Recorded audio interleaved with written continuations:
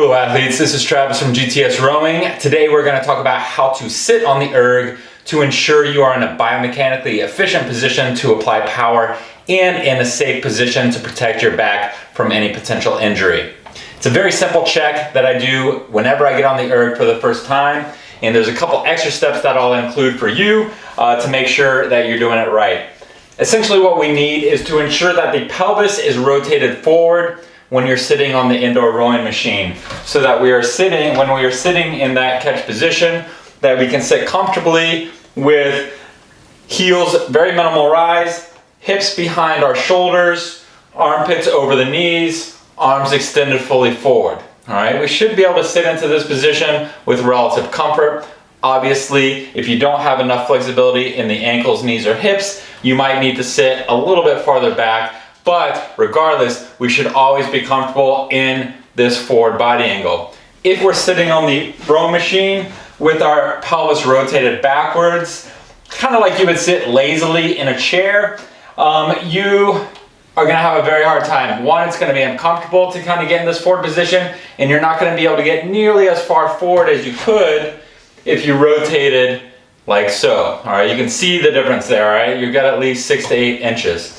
And so the checks that we perform to do this are: 1, sit on the machine, feet flat on the ground, sit with your forearms on your knees like so, and just kind of scoot to where you're comfortable in the position. We want to kind of sit up as if you're having a conversation with somebody that's in front of you, or that you're staring at, let's say there's a movie playing on your monitor, like it's a little phone or iPod, and you should be comfortable sitting here for a long period of time.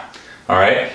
If you're not comfortable in that position, so if your pelvis is rotated back, it's going to be weird. You're kind of sitting in this weak position, watching what's in front of you. All right, so feet flat on the ground, forearms on the knees, kind of scoot until where you're comfortable in the position, and then you know you got your pelvis in the right rotation. Then from here, should be able to just get those feet strapped in and still be comfortable sitting in this position. If you want to kind of skip this step, as I do, another way is just to get on the erg, get strapped in, and I personally do this every time I start erging. As I get my feet strapped, I grab the front of the seat, and I just kind of bounce and scoot until I'm in a comfortable position, sitting forward. Once I know my pelvis is in that position, I'm in a good place to pick up that handle and start taking strokes. Now, some people that are just new, when I talk to them about this, they're like, well, does the pelvis rotate back every time we come to the release?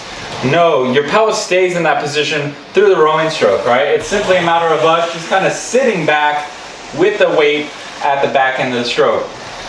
Some other good examples are if you're sitting in a chair, sit in a chair and push your butt all the way back into the crevice at the back of the chair. That will kind of ensure you're sitting in that kind of upright position and you're not in kind of that slouched, curved back position.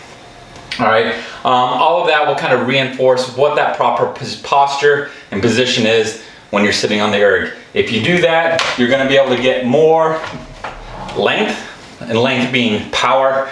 All right, and you're also going to be more efficient transferring energy through that front end of the stroke as you drive with those legs, and you're going to be stronger to apply power and send at the release.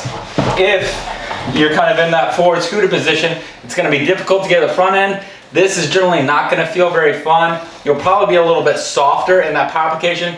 And what's most important, or what's least helpful, is that when you push, you're going to compress your body like a C, because you're putting pressure on the feet, you're putting pressure on the handle, and it's simply going to compress your back, and that's going to cause problems. All right. So not only is it not efficient for applying power, but it's also, in the long term, once you're putting several hundred or 1,000 strokes in a day for your workouts, it's going to catch up to you. You're going to start having some back issues. That's it. I hope this helped. For my clients at GTS, hopefully this helps you kind of save a little time with our conversation and money with unnecessary Zoom coaching sessions. Everyone else, if you want a little bit of help, contact me, gtsrowing.com. I'd be happy to do so. But for the rest of the rowing community, hopefully this helps you row a bit more efficiently and definitely safer and free of injury. Thanks for watching. We'll catch you on the next video.